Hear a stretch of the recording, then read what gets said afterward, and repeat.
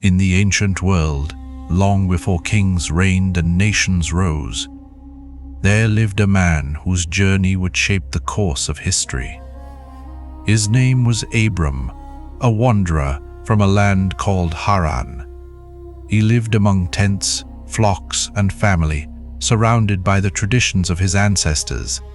Yet deep within him stirred a restlessness, a quiet sense that he was meant to walk a path unlike any other. Abram could not know it then, but he would become the father of a nation and the beginning of a promise that would stretch across generations. The story begins in Haran, where Abram lived with Sarai, his wife, and Lot, his nephew. Their days were simple, guided by the rhythms of shepherd life. But one dawn, something changed. A presence filled the air, gentle yet overwhelming, and Abram sensed the voice of the divine. The message was clear, though no words were spoken by human tongue. God called him to leave everything familiar, his land, his people, and his father's house, and journey to a land he would show him. It was a call that demanded trust, for the destination was not revealed. God promised, however, that if Abram obeyed, he would make of him a great nation, bless him, and make his name great. Abram stood in the quiet of the early morning, the sky still pale with the first hints of dawn, and knew that his life could no longer remain as it was. This was a moment of decision. Sarai listened as Abram shared what he had experienced. She felt fear and uncertainty, yet she trusted the man she had walked beside for so many years. Together, they prepared to depart from Haran, gathering their servants, their flocks, and the few treasures they possessed. Their caravan stretched across the land, a line of men, women, children, and animals moving toward a horizon none of them had seen before. As they stepped out of Haran, it was more than a physical departure. It was a step of faith into the unknown. Days became weeks, and weeks became months. Abram led his people across shifting sands, rocky hills, and wide plains. The sun burned by day, and the stars guided by night. Along the way, Abram held on to the divine promise that the land he sought would be a place of blessing, not only for himself, but for all peoples through him. When Abram reached the land of Canaan, he stood upon a ridge and looked across fields and hills that glowed beneath golden sunlight. It was a land rich and beautiful, marked by promise. God spoke again, assuring him that this land would one day belong to his descendants. Abram received this promise with awe, and there he built an altar to the Lord, marking the place where heaven touched earth. Abram traveled further through Canaan, moving from place to place. At the great oak of Moreh, he paused again, seeking direction. The land was filled with other peoples, and though Abram was a stranger, he trusted that God's guidance was sure. The divine voice remained with him, not always revealing the next step, but giving strength for each day. The journey was not without hardship. A severe famine swept across the land, drying up crops and withering grass.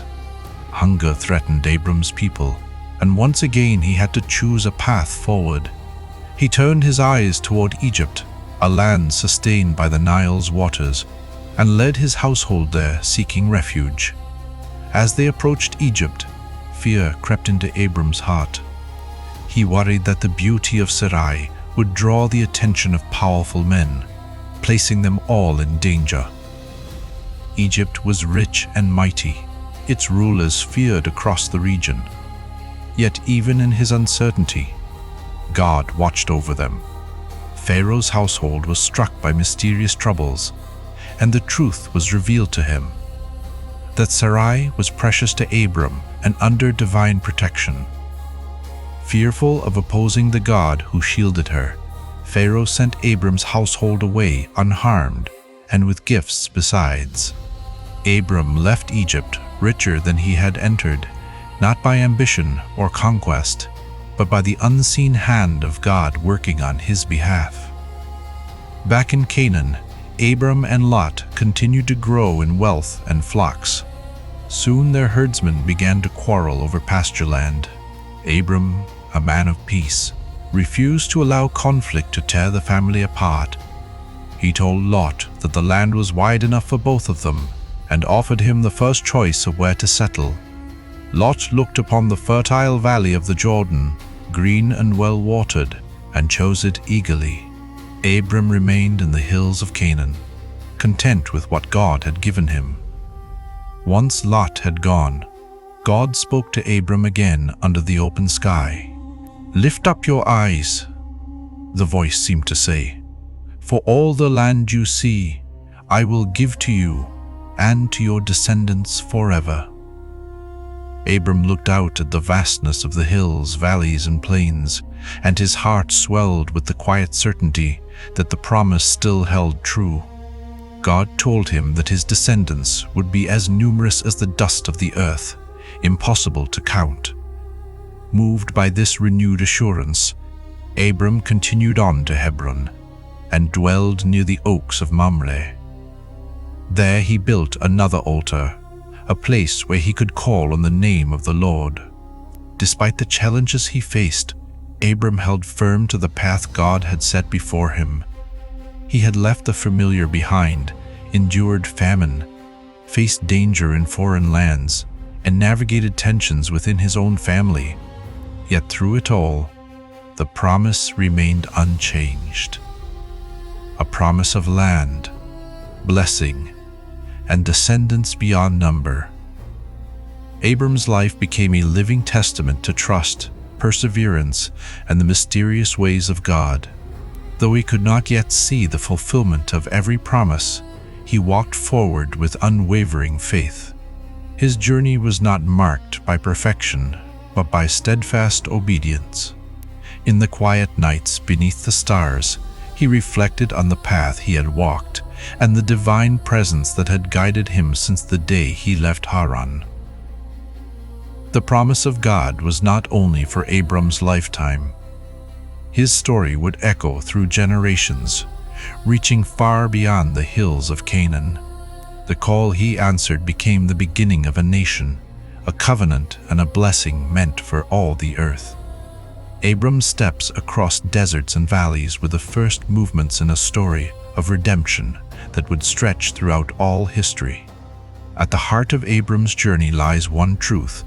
When God calls, the path may be uncertain, but his purpose is sure. Abram did not know where the road would take him, yet he walked it with courage. He built altars not to mark his strength, but to honor the one who guided him. Through famine, fear, conflict, and renewal, he clung to the voice that first spoke in Haran, in the vast expanse of ancient Canaan. Under skies filled with stars too many to count, Abram learned that the greatest journeys begin not with knowing the destination, but with trusting the one who leads. And so, his story remains a testament to all who seek God's purpose.